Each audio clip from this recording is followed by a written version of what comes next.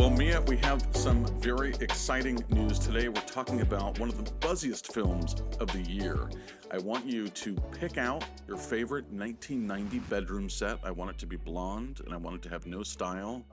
And I'm going to bring you to a place that you can do that, to a furniture warehouse in East San Jose, which is the setting of 20-year-old director Kane Parsons' new film, Backrooms. So, Mia, take me back to 1990. What kind of living room sofa were you sitting on? Paint the picture for Okay. us. Oh, I'm glad you asked. No, I'm not. No, can I tell you, my parents had quite nice taste. My parents, they do have a champagne taste. So we had a Italian leather Ooh. Ooh, green, green. Okay, talk about it.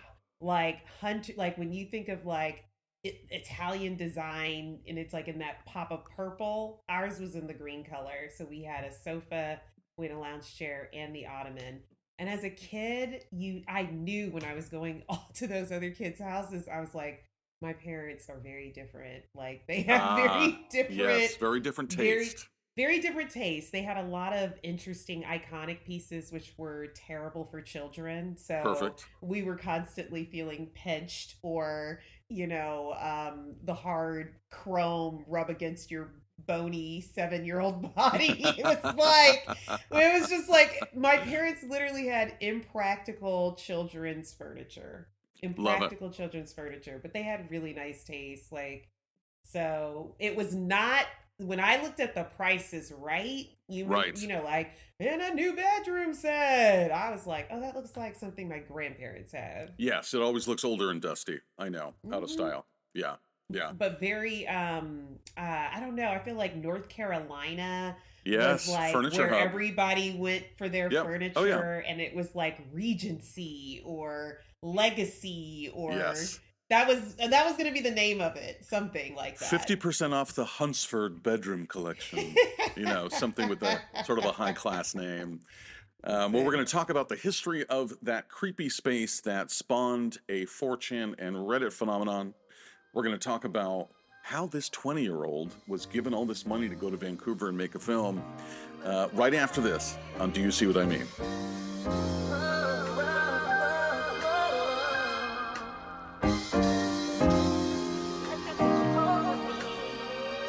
Now, Mia, welcome to our first episode. We're in June. This is season 2. We have had 5 months of movies already. You and I have been working hard the last couple weeks out at the theater, not falling asleep, not looking at each other and rolling our eyes. We've been at Alamo. We've been doing the Fell asleep burgers. We've been once. doing Once, maybe we've been once. doing the work.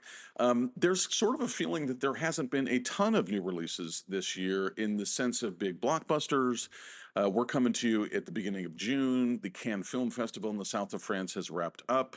Not a ton of films, Mia, that came out. There's a film called Fjord that's kind of in the headlines. Another one by James Gray called Paper Tiger. We're in June. We're coming up against the blockbusters, but really, it's just these big two that we care about, which are Steven Spielberg's Disclosure Day and Christopher Nolan's Odyssey. There's some other I stuff don't coming know. out. Don't be putting words in my mouth. No, I'm kidding. No, I don't know how, I don't feel the way I'm supposed to feel about Disclosure Day. We talked about this. Yeah, I yeah. don't Well, no, feel but it. but but share. So listeners, this is Steven Spielberg's 35th film. He started in the 70s, late 60s even. He is toward kind of the later seasons of his career, but something feels off, Mia. So if you haven't seen the trailer, please watch the trailer for Disclosure Day. It's a UFO movie. It's a space kind of alien movie. Emily Blunt's in it. But Mia, talk about that because some people might not know. There's a lot of us that have this feeling. So talk to us about what you think about it. I mean, just It initially. just feels like something that isn't going to tell me anything new about aliens Yeah. or, the taking over of the world. I think the taking over of the world is, it just feels so political these It days. does. Yeah. So I think it's like a little bit of our time, but it's also just like, please, like, I like The Arrival. That felt very special. It Yeah. felt like they had something different Yeah. It to was say poetic and about lyrical. Yeah. how we would respond if we Right. were under a theoretical attack, maybe. Or I don't presence. know. Yeah. An arrival Yeah, or our presence of presence. something. Yeah. Yeah. Yeah, and Yeah. so to see this be like I don't know, it just felt like you said, War of the Worlds Yeah. again. It felt Yeah. very,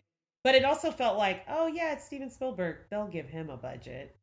Well, for sure, for sure. But some of those feelings of reticence also apply to The Odyssey, which is Christopher Nolan's follow-up film to his 2024 blockbuster Oppenheimer. Remember, 2 years ago was all about Barbie and Oppenheimer. This year is Disclosure Day and The Odyssey. And I will tell you, aside from the online buzz about some of the language and pronunciation, as in ancient Greece, they don't say, "Hey, you're waiting for your dad." They would say "father." I mean, there's some things that already tip you off, but I'm telling you from the footage, and this is a big IMAX promotion. I just saw a picture today, Mia, of the IMAX popcorn bucket for the Odyssey that I will make you get. It looks totally ridiculous. There's something about this that doesn't look quite right. I don't know if it's the cast. I don't know if it's the language. It's the footage. It I looks very maybe spare. Something seems off. Yeah, You know, it's a little tough. It's tough something because seems off with these two.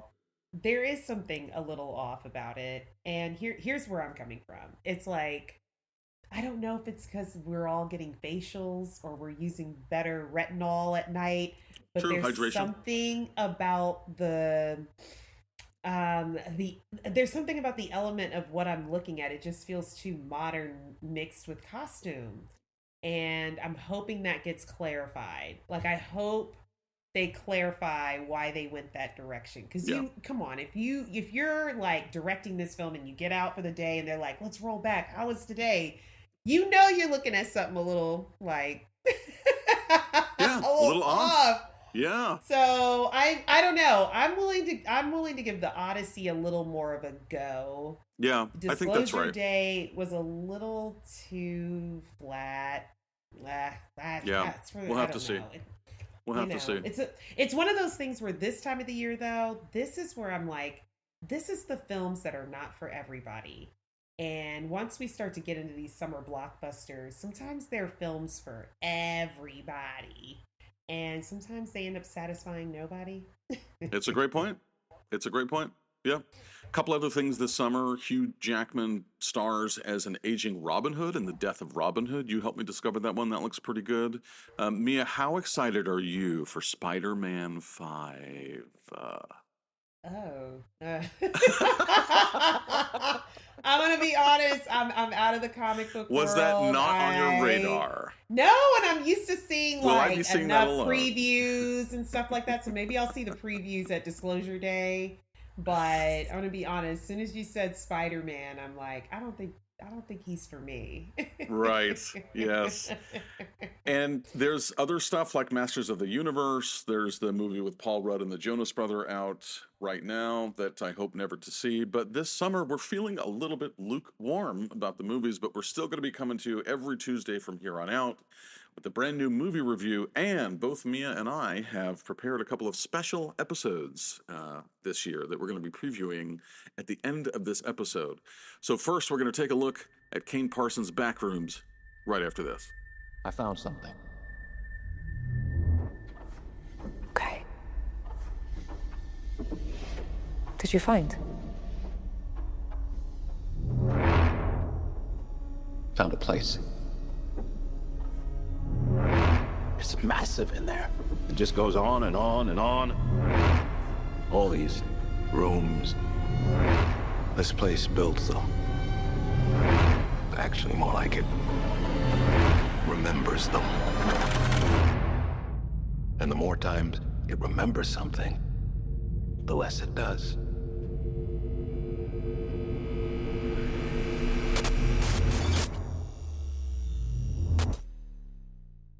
All right, Mia. So, did you know anything about Backrooms? So, listener, I am more of a, let's see, letterbox Substack internet browser. Mia, you have a bit more experience with a little site called Reddit. So, because you know more about Reddit than I do, I love Reddit. did you come across anything with Backrooms before the movie came out? Okay, yes, but it was so flat for me because I didn't have its like origin reference. So I kept seeing it, I kept hearing some buzz and excitement, but I wasn't really connecting any dots. I knew Right. I wasn't going to be one of the fans, Right. but I was curious. I was definitely curious. For Have you heard of the sure. term creepypasta? Creepy pasta. Creepypasta. It sounds like somebody's production company. Actually, it really does. Creepypastas are a form of short user-generated horror stories designed to be eerie and unsettling, but they come from the internet. So think of them as sort of um, a urban legend. So the way Candyman is an urban legend, something like this is a creepypasta. There's a couple of examples. Slender Man is a Oh, yeah, I creepypasta. remember Slender Man. Slender Yeah. Man, yeah. So the story of Backrooms, and listener, just a quick note on spoilers. If you're interested in seeing this picture, in about 15 minutes, we'll give a spoiler warning, and we're going to talk about some things that happen later in the film. Until then, we're just going to talk generally because the story of this film is kind of eclipsing the film itself, a little bit like Weapons and other films we'll talk about. So what happened is back in March of 2003, there was a photo taken of a place called Hobbytown in Oshkosh, Wisconsin. That is the famous yellow fading wallpaper, a bunch of weird kind of industrial spaces that look like they were for an office or furniture store that are empty. Almost 20 years later, in May 2019, on 4chan, how do we feel about 4chan? Yeah, are we on 4chan? I'm definitely not on 4chan. It doesn't even sound right. So someone on 4chan in 2019 posted a photo of this empty space. This became the inspiration for Backrooms 4 years ago. Kane Parsons, a YouTuber, made a couple of short films. And listener, I encourage you to look up, it's called Kane Pixels Found Footage Backrooms. It's a 9-minute short. That perfects this concept, I think, better than the movie. But what he did, Mia, is he used a video game software and 3D rendering software called Blender. He took that photo and he built out a animated visual world, and it has that Blair Witch feel of found footage going through all of these rooms. Then Redditors took that and made it a video game. So this is like a co-collaborative creator, user, audience, participant type of endeavor here. Yeah, I'm into it. Yeah, so those are really worth seeing. Now, what happened was 1 or 2 years ago, A24 discovered it. They brought Kane Parsons to Vancouver. They built a 30,000-foot soundstage. They gave him $10 million. Half of this is practical effects. Half of it is VFX. There's a little bit of government conspiracy trope in the online series before this. There's a little bit of urban legend. You can see some type of monster in some of these found footage pieces that they kind of look like monstery. They're called life forms. They look kind of like bacteria. So this is the whole thing, and we'll talk about this in a little bit, Mia. But these studios are finding these YouTubers who have a built-in audience. So it's not just talent. It's that this person has hundreds of thousands of views, millions of followers. Let's give that person money. There's a built-in audience. Mia, Backrooms to this day, Thursday, June 4th, has made over $100 million domestically. As of last weekend, there was another 30 on top of that international. It's A24's most successful box office film to date. And so this is a hit. This is this year's Weapons as far as buzziness and hit. So Mia, I want to ask you, you and I saw this together. I did a little bit more deep dive before. You didn't, but I'm glad for that since we have different kind of perspectives. Tell me generally what you thought of Backrooms. You know what? Okay, a friend of mine asked me, they were like, was it good? Right. And I was like, you would like it, but your partner won't. Oh, especially if they're tired. Why did you say that? That's interesting. Because it reminded me of a lot more of like performance art where you're meant to interact. And if you like to go to like art exhibits and you like to do more interactive art exhibits. I do. I'm cultural. This will connect you to something very familiar like the movie theater. You'll get the energy of what it is, what you're there to do. You know you're here to see a movie, but more importantly, you're here to be a part of the experience. And to me, that's what this is. So I actually when I went in like thinking, I'm not going to compare this to going watch a movie, like a movie. But I thought it was kind of cool, like a very evolved form of getting people into the theater, getting them into the cinema and engaged. I mean, I didn't really see a lot of people walking out. No, people were with it for sure. Right? So there was a dynamic too. I was like, okay, that's what this is. Like I was kind of like, so when I went into it, I was like, that's what this is. It's going to be an experience. I don't really care if it if it completes itself or explains itself. Okay. Yeah. I'm here for Yeah. the ride. Yeah. Yeah. And did you think it was scary? Listen, I was sitting next to this woman who was jumping from the first Oh my gosh, 3 she minutes of the was. movie. Gasping, and I turned, shrieking. yes, and I turned to you, Joe, and I was like, yo, what's about to happen? You were like, oh no, nothing's going to go down for at least another 30 minutes. Exactly. And then there was like enough shock, but she made everything feel scarier Heightened. than Yes, it I actually know. was. I know. But there were some elements where later on there's kind of like a collision, you would say. Yes. And Yeah. as that collision's happening, I felt like I was watching Garbage Pail Kids. Oh, that's an interesting reference, which is also right around that time, 80s, 90s. That's I felt like I was yeah, watching the that's right Garbage on. Pail Kids fight after the fashion show. Yeah. And that's when it took all the horror out Right. for me, where I was Yeah. like, well. No, it's a good point. It's a good point. Yeah. I feel like this film is this year's Weapons. I think this film is a better film by a more talented filmmaker than Weapons, but I think that audiences are loving it, and I just don't think that it's as great as everyone says. I really do love that general milieu of the liminal space, the suburban malaise. It's a disused commercial space. It's super specific to early 90s, which I think people are praising that. But look, Mia, that's not hard to do. Like these furniture stores are still out there. This isn't like you're doing an 1890s period piece. If you're doing a period piece, this is a very easy period to do. So I don't praise the production design all that much, but I love the blandness. I grew up in spaces like that. This location, as it says on the title card, is on East Capitol in San Jose. That is 10 minutes away from like where I went to high school. I know these locations that, and some of these shops, like they're too big. You can tell this place is about to go on clearance. I mean, it doesn't really have enough furniture. Like you can tell it's not going well. And there's an eeriness to these spaces. What I think is, it is scariest when it's doing the least, and the more it tries to riff on it and introduce monsters and creatures, I don't love. What do you think about that? What was the most unsettling part of this? And it wasn't the monsters, right? I'm going to be honest. I don't even know if I needed to see a monster. Yes, that's what I'm saying. There was an element where there was enough. Okay. Here's my thing. Sometimes with movies like this, they get too lost in their metaphor, and then they still have to keep up the horror. Yeah. Right. And so there was an element where we have what, when you were talking about, growing up in that area, we have our setting.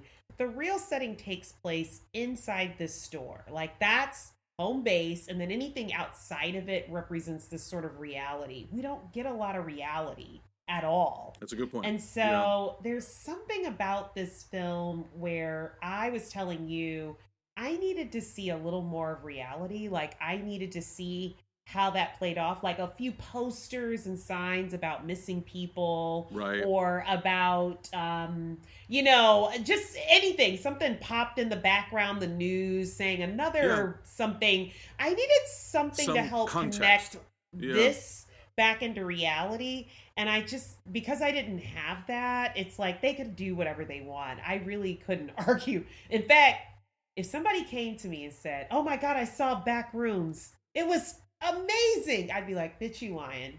There's no way you could walk away from this movie and go, it was amazing. But if somebody said, I went and saw Backrooms, man, that movie sucked, I'd be like, you're lying too.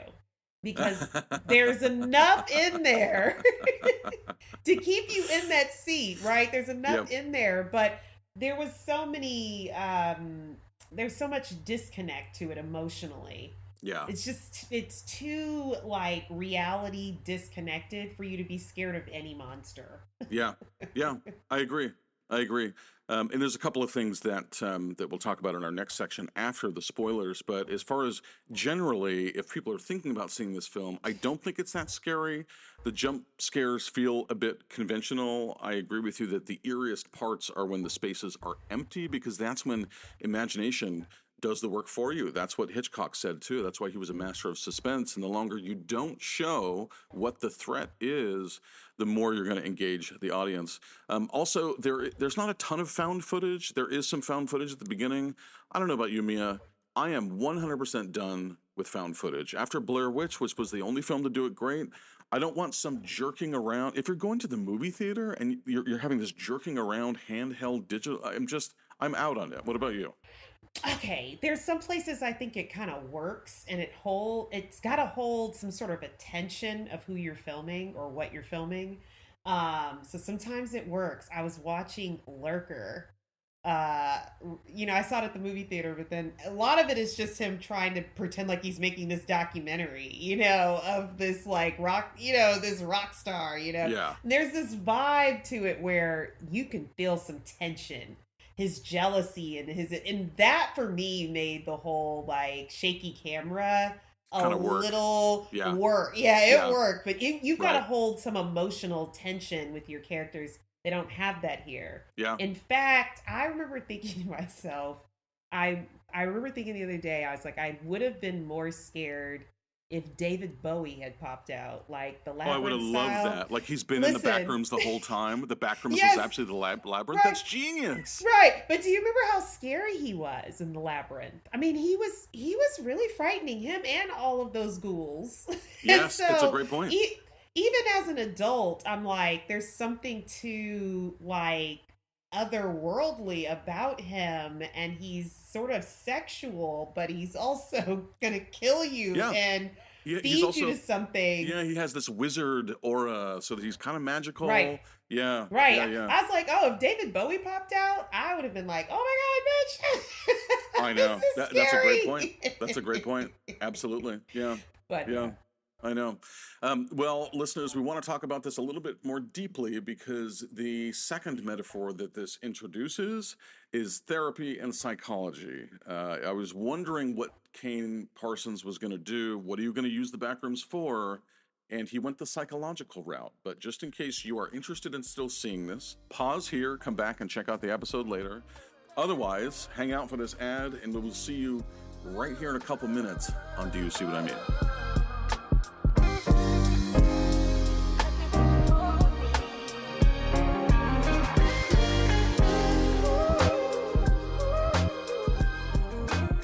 All right, welcome back to Do You See What I Mean? We're talking about Backrooms by the 20-year-old Kane Parsons. This is a spoiler-full section of the podcast. So, Mia, I want to ask you about the psychology, the therapy of it all.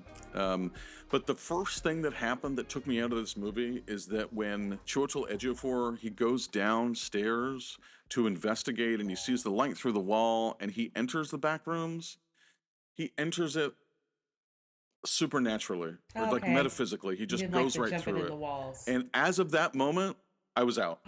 I was out on the film, and here's why: because I thought, oh, so this is another dimension, and there's no rules. So I wasn't scared because I was expecting such random stuff. The whole thing, the whole premise is that this is real found footage. So if you break that contract in the first 30 minutes, now this is why I want to go see it again, because I think that I chastised the film too harshly after that, and I think I just need to go in knowing that. That really broke it for me. But what we have is we have a little bit of backstory, trauma backstory. Okay, this guy Clark, he is kind of an alcoholic and he was mean to his wife. He has this therapist who for some reason thinks it's a great idea to use like the last 4 minutes to do really intensive angry role play. I don't know where she went to medical school. Listen, but I love television therapy, man. It's just like the most. it is super TV therapy and it's real bad. She's like, Yeah. we have 15 minutes. So basically, I think we can use this time Yeah. wisely. Clark goes into the back rooms. He brings his two employees who are kind of charmingly 90s, and they start to get picked off. The psychologist follows him in. And then what we realize, Mia, is that...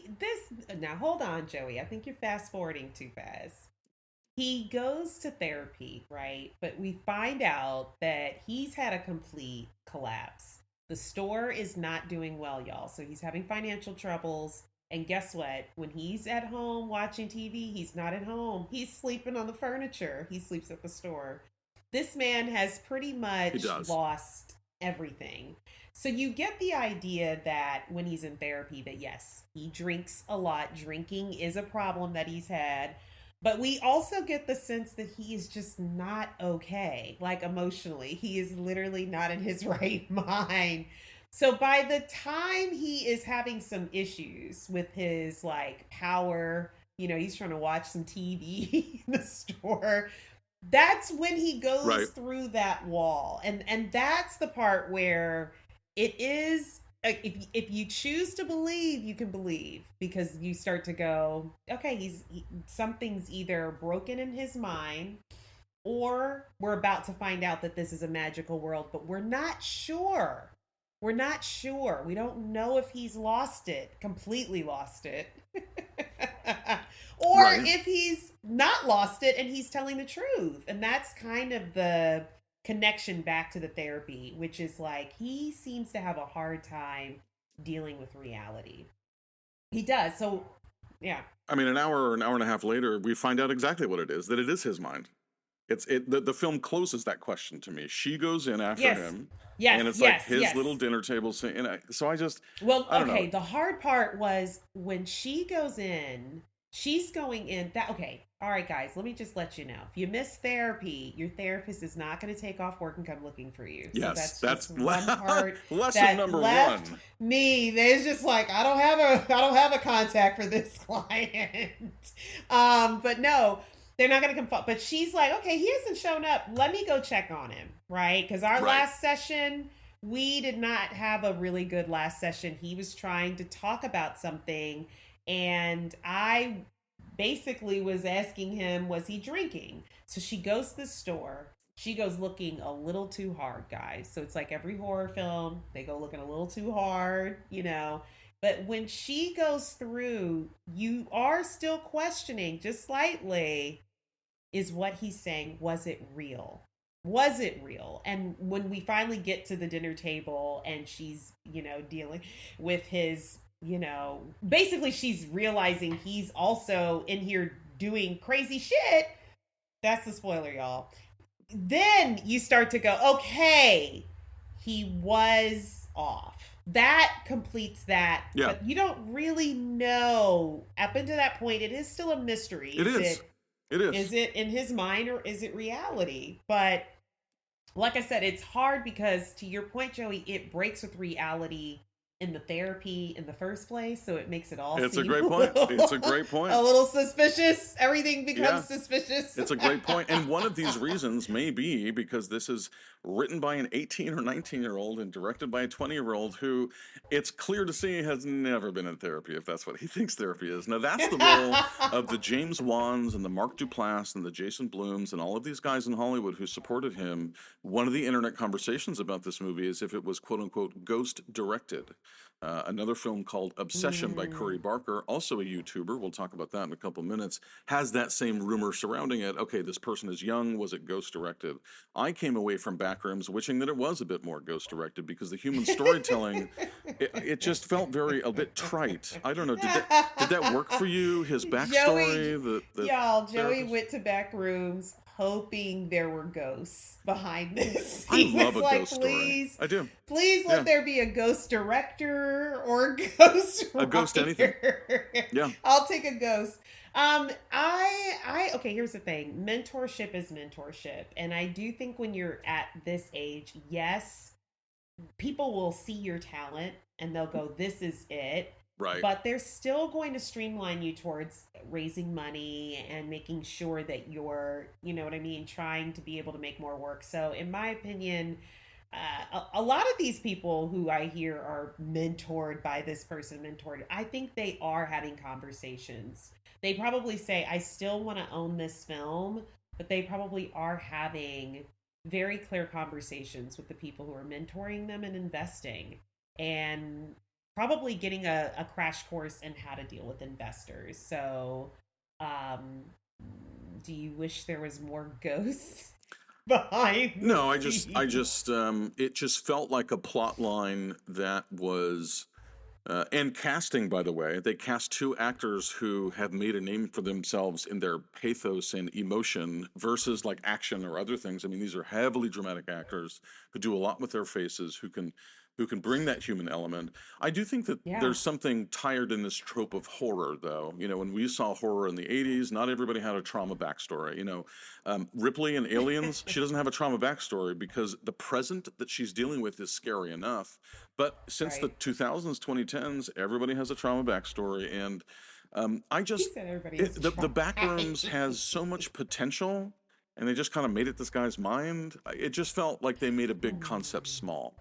I think, you know. I don't disagree. You had this huge space and you have sort of the ability, like, I hate to say it, like escape room, and some of these other ones can just give you a masterful evil man who lures people downstairs. It's they could have done anything with this. Yeah, I think he wanted to show that he's capable of directing heavy hitting performers, right? As a 20-year-old, he's good at working with heavy hitting performers, carrying them through these dramatic performances. Please give me some more money for another one.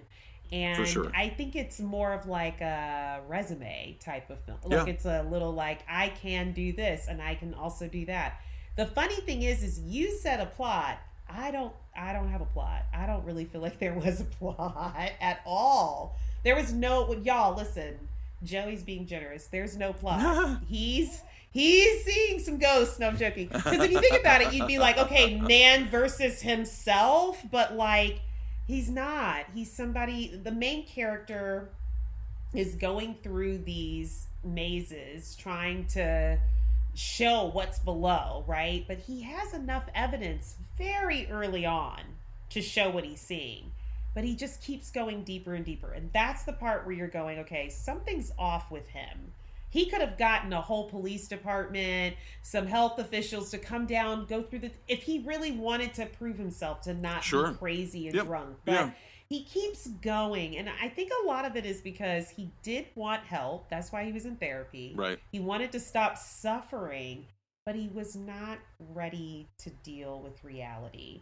And that's why the therapist says to him, like, look, I get it. You like it down here, but I don't. Let me go. Let me out then. But Yeah. he realizes, you know what? I'd rather just not deal with reality. Sure. Which, quite frankly, maybe is a better showcase of therapy. And that's where sometimes you're not ready. It's true, and I will pause and give the film credit because that was a clever twist that I think is a real thing that we don't talk about. So, listeners, if you're not planning to see the film, the pivotal denouement is when the therapist goes into the back rooms. She faces these challenges. She reaches Clark, who's in this sort of dystopian, very heavily David Lynchian scene where he's at this dinner table with some random non-humans and his ex-wife, or a figure of his ex-wife. Her face is disfigured behind him, and he makes this confession to the therapist, who has risked her life to reach him, and he says, I don't want to leave, I don't want to change. And I think that's so interesting because we've all had friends in therapy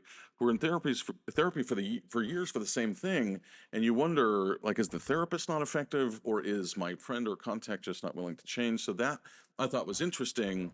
But I just thought it just felt scant. It felt unfulfilled. That's what I'm saying. It's not a plot. This is a man very trapped by his pain. Yeah. He is going to therapy and he's going, you know what? I want to work through this pain, but he really doesn't want to do the work. And that's why she gets to the last 15. She's like, let's just try this little role play out. Right.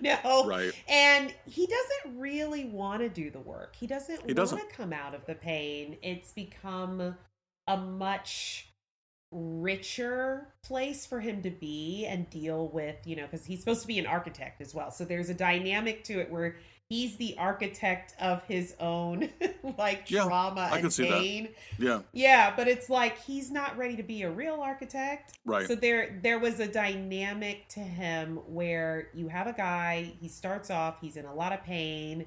He's not wanting to come out of it, but he's wasting his own time and his therapist's time. And he's basically realizing, I don't want that. But the therapist is not that person. Right. And they don't want to stay trapped outside of reality. They want out. They want to go be amongst the real world and let go of some hurt. So I thought there was something very... in other words, if you didn't have these rich performances, quite frankly, you could have walked away with all kinds of conspiracies. Right. I feel like the actors were so experienced that they knew in their tight, scenes about who they were or who they are, figured that out. Yeah. But I think it was to me like a showcase of what this director can do. Yeah. But I do get sad sometimes when I see cinema therapy where Oh, I know. It's a bummer. because you know a lot of people will watch something like this and think that's what I need. And how many times have I heard people talk about going to therapy and they're like, you know, my therapist doesn't ask me any questions. And it's like, you know, it's like they're expecting breakthroughs, like Yeah. real emotional breakthroughs. They want them. Right. And when they don't realize like therapy is really destabilizing. Like you're there to tear your life apart. Yeah. You don't come out feeling stronger and better. Well, no, I would not. You can't say that that's true. There's a lot of people who would cite therapy as helping to strengthen Oh, them. no. It does, but when you're in it and you're hashing out all those painful memories day to day, or even just your painful day, it's hard. It is, and it's exhausting. You don't leave feeling great a lot of times. I see what you mean. Exactly. Yeah. You get out like 6 months later, and you're finally telling your boss, "You can't talk to me like that." And you're going, "Wow, I really grew after Sure. after that stint with Dr. Melfi." You know, like exactly. You figure it out later, but it takes time. And then after that, your boss fires you. Oh wait, sorry. Is this my story? This is not my therapy session. Sorry. Wait, I got confused. It was. I'm talking to Dr. Lay back, Mia. Joey. Lay back.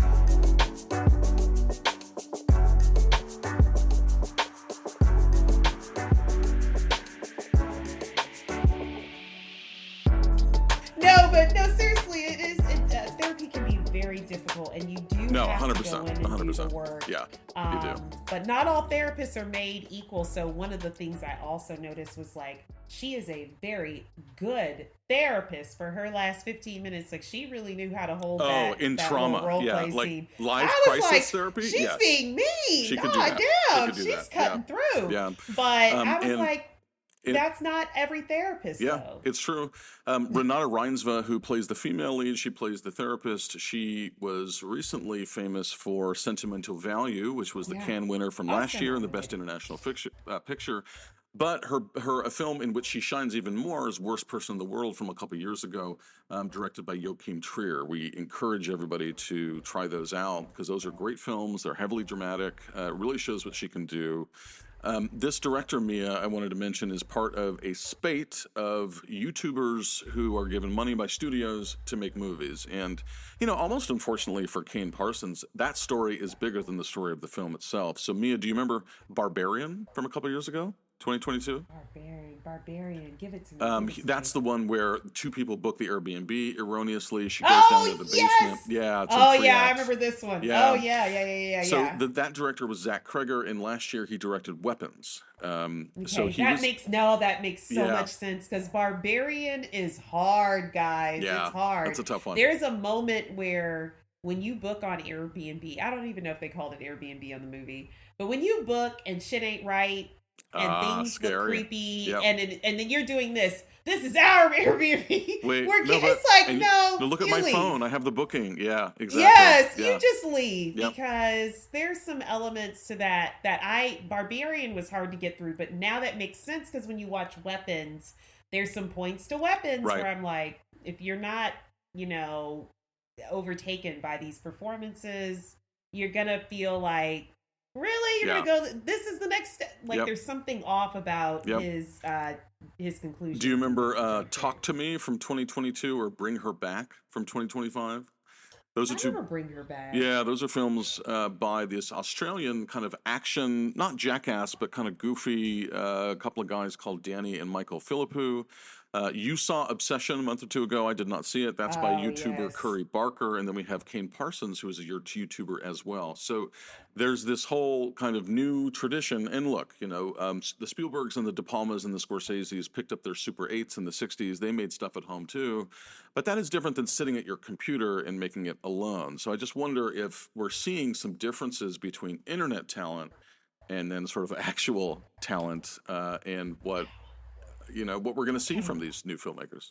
Okay, I feel like all of these guys do something well differently. So I did see Obsession, and it kind of beats the point on the head. I mean, it knocks it with a hammer and like Right. makes sure blood gushes out. Like, but I'm not gonna lie, there were certain aspects to the script and the interaction, the performances that I was like, you know what, this is solid.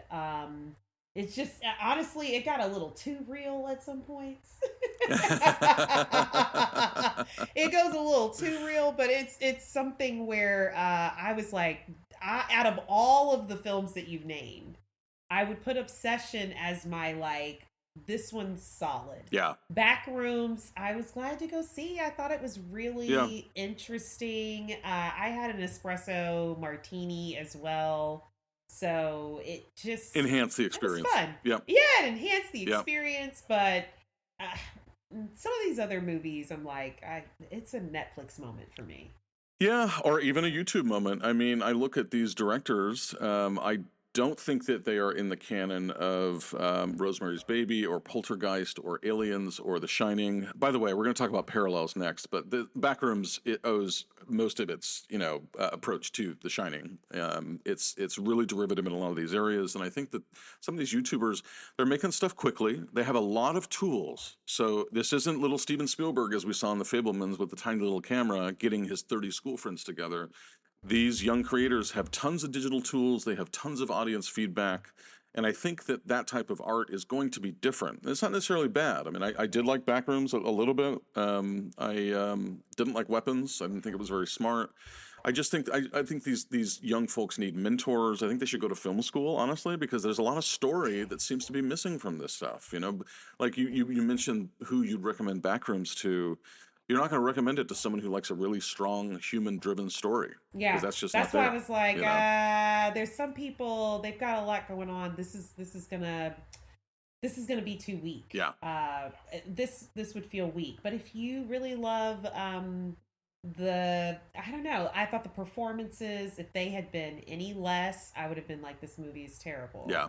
Yeah. Right. But I enjoyed the experience. Otherwise, yeah, you decide how much time and money you have if you go see this one at the theater. Yeah. I know. Just a couple of references before we go. The Shining from 1980. I think, Mia, this film is like 1/3 The Shining, 1/3 Blair Witch, and 1/3 Stranger Things. I don't think anything structurally, foundationally, was original. Okay. I was kind of like, okay, there was a minute with the store and everything, and then like I said, just how disconnected everything was. I thought that it had some fast moving, pull your rope kind of experiences that the original Texas Chainsaw Massacre has. Sure. And in the 70s, I know there's many Texas Chainsaw Massacres, but the original one that's in black and white, you kind of, I felt that, where there's really, you're just lost in the middle of this maze, and you're running from people who are all interconnected with each other for whatever reason. Right. And then I thought really Cube, to me, is smarter than this. Oh, yeah. No, Cube is strong too. I would have preferred something a little more along that path of like working your way through this maze in space. Right. And then, of course, I did enjoy the Escape Room series. I thought they were silly. I thought the puzzles were silly, but I thought the characters and all of their like suspicions were fun.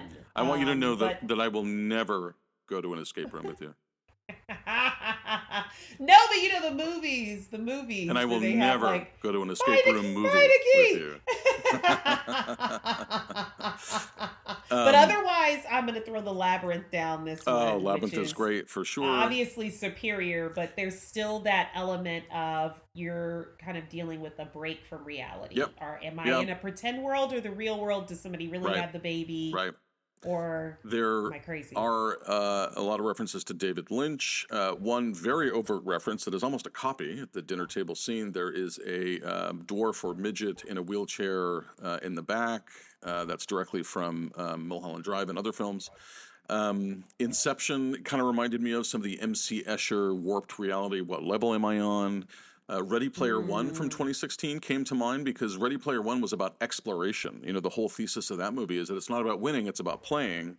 And then do you remember Annihilation from 2018 with Natalie Portman? So that's based off a great book. It's a short book. It goes really well. Reads really, really nicely.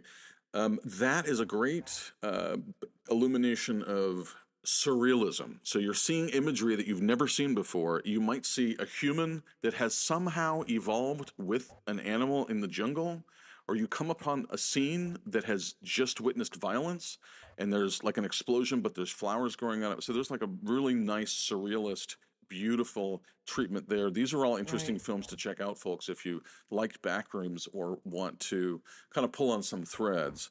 And some of these films do these things a bit more effectively, but I think it's exciting. Good for him. I'm glad for it.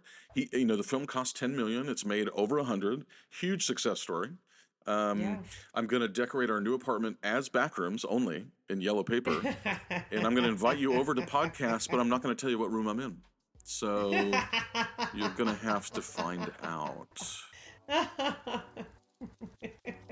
But the colors, Mia, are going to get a lot brighter because next week, right here on Do You See What I Mean, we are talking neon, pink, fuchsia, teal, or should we say aquamarine. It's I Love Boosters next week on Do You See What I Mean?